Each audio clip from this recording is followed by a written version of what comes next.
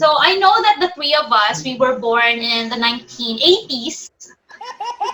80s ba? I was born in 1990, sorry. Shit, 1989. Medyo mo na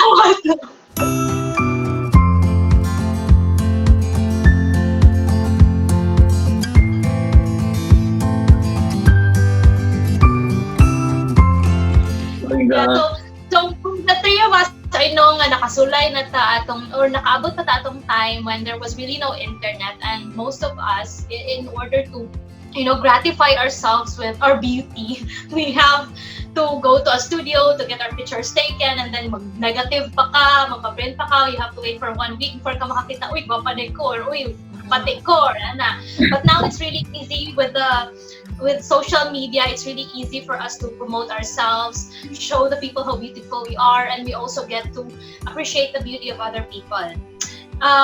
Having said that, before and after social media, what is your idea of beauty? Sige, I'll start. Idea of beauty, before, but not before social media, but maybe before I turned 30. Hindi mo gusto pag 30. I turned 30. My idea of beauty was, of course, those things na usually makita nimo mga artista, puti, hamis, taas, dito lawas. So it was really more physical for me. But when I turned 30, I really realized, especially now in social media, na laganap na ang filter, na ano yung mga photoshops na maka-edit of beauty. I came to realize na so unsa tong mga pinakatinuod mo dito siya para lang Wow. Realization. So beauty for me is na siya raw, the raw things. Growing up, the only perception of beauty that you get is what you see around you. So we had television to see, and the people that we looked up to, they always were like very fair skin, very pointy nose, and very nice bodies. And also you always see it in magazines too, and they're very touch up, and that's how you grow up with that idea that is what's beautiful, because that is the information that is being fed to you. And then growing up, I realized that there's actually not just one kind of beauty, because there's just very different beauty. For someone, this is beautiful, and the other person it's not. And I guess it also just became different through time. Yeah. The true beauty is you, on how you handle things, more about being true to yourself. That's the real beauty for me. Yes, the time and experience will really make a difference, or will really change your idea of beauty, because when you get to have more experience, man good, you don't see beauty as something physical na lang. Sometimes you see it as intellectual. Yeah. Kita na ni mo as personality, confidence. So when it comes to promoting yourself lang, if you are totally confident and you just want people to see how confident you are, then I mean that for me is a pro. Because you are proud of yourself, and then you promote it to other people. It's easier when it comes to discovering you. If you have kay talent, if guwapa kay ka, mas ma-discover ka, and possibly you'll have a career because you're beautiful and talented. So that's the pros of social media for me. Ang mga tao, instead of actually promoting themselves on social media to show their confidence, mura namang it has become a competition. They use it na to validate themselves na yun ba. That's the purpose na if daghan kog likes, wapa ko, if daghan dili walay nagtagad sa akong video, batid ko na. That for me is a negative effect of social media if ang imong confidence is dito mag-depend sa attention that you get from it. If wala siya from inside. That we are also getting to see different kind of beauties. We mentioned before that our ideal beauty was based on what we had access to, and then now with social media that we can actually say, oh, this person, she actually looks pretty, even if she's not the usual pretty that I'm used to, or even if she's small, maybe she's a bit thick, but she's still beautiful. Maybe she has different kind of hair. Even bald women can look pretty before. That would have been really weird for a woman to be bald. So that also opens up all these ideas that not really just one kind of beauty. There's a lot more pressure for everyone, as well as the younger generation who was born to this kind of era where everything is online and everything should be beautiful, everything should be perfect. And it puts this pressure on them that they should also be perfect all the time. And it's just a very, very unhealthy perception that everyone has this perfect, beautiful body, but then you don't have it. So that's a bad thing. Which is not true because sometimes it's a fake. Not everything you see online is true. The beauty lang of social media is you were able to connect not just to your family, to your friends, but to other people because it's public. And nowadays, especially the new generation is using social media for posting like kanang hatred. Daghang kita mabasa na kanang sikuan, for example, nagbuwag ni sila unya ilang mga convo previously kay ilay post dito, which is very toxic. And then even kanang maningilog utak i-post dito. I-post ang comment. Grabe kayo mo comment ang mga tao dito sa imong mga i-post, diba? So, muna siya, if mo post ka something, you have to be ready. Because naadyo na yung mga tao nga confident na kayo karon nga mo post na abat ikag now, right? Diba, bluntly, isuhan lang diha. So, muna siya nga, before ka mag-post, yung confidence magikan din siya sa iba. So, dili siya magikan sa mga comment diha. Kaya kung mag-depend ka comment diha, ma-depress you ka. Because naagin na yung mga few people who would really, bring you down for no reason. Oo, we cannot please everyone. I mean, we don't need a validation of others man siguro. Basta make sure lang, if you post, you're responsible. Dili siya makapekto sa uban negatively. So we have a comment from Golden Zoom session din nag-comment. Di na dyan ko mag-video, Jane. Personally, does it affect your self-esteem? I know we all use social media. Sometimes we post selfies.